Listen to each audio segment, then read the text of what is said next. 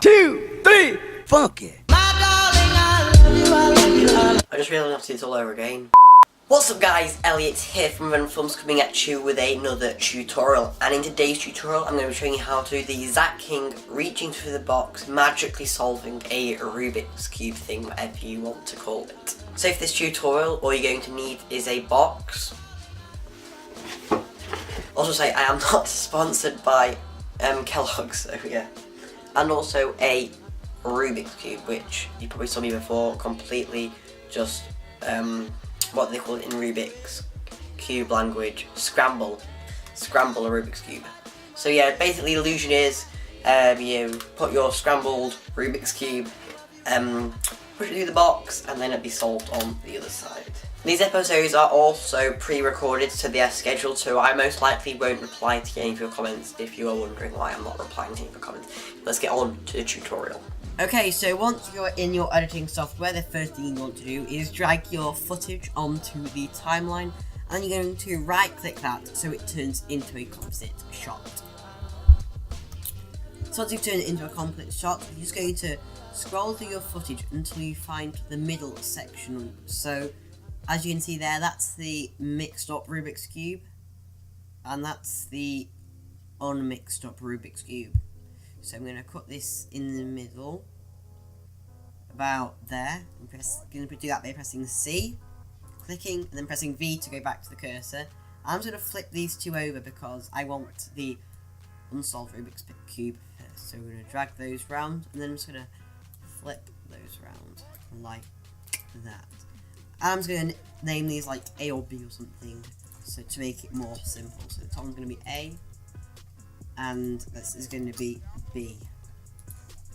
So on the A piece of footage, we have me putting in the mixed up Rubik's Cube. So I'm just going to find the bit of footage I want. So I think that, and then bring this.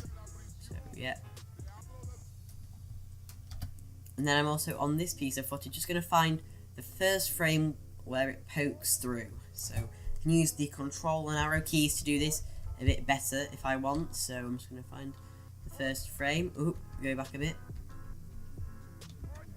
There. I'm going to cut that like that.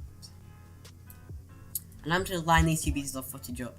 So I'm going to find the first frame of where I think this would look natural to be pushed through.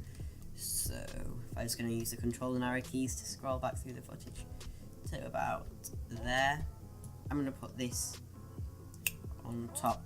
Now on this top footage, I'm going to click the pen tool to add a mask. I'm going to zoom in, scroll in, and add this mask onto it, like this.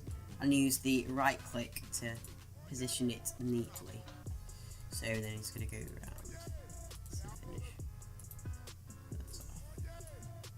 Out. There we go. Pull that back.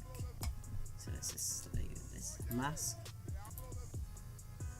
We're going to want to invert that mask, and then we have it looking a bit like that. So you see, we brought it through, and it is solved. I'm going to pull those two back, so we just have the bit that we want. So now, if we render this through, we have this. Which looks okay, but you'll notice one of the problems with this is that it's got nothing here on this part. Okay, so now to solve the problem of this blank bit on this side, we're just going to make so we can't see that. Go to this bottom section, the B with the solved Rubik's Cube, pull it out one frame, and just cut that. A frame of that. So I'm just going to press the C, click, and then go back to V, and just neaten that up a bit. Oh, undo that, neaten that back up to where it was before.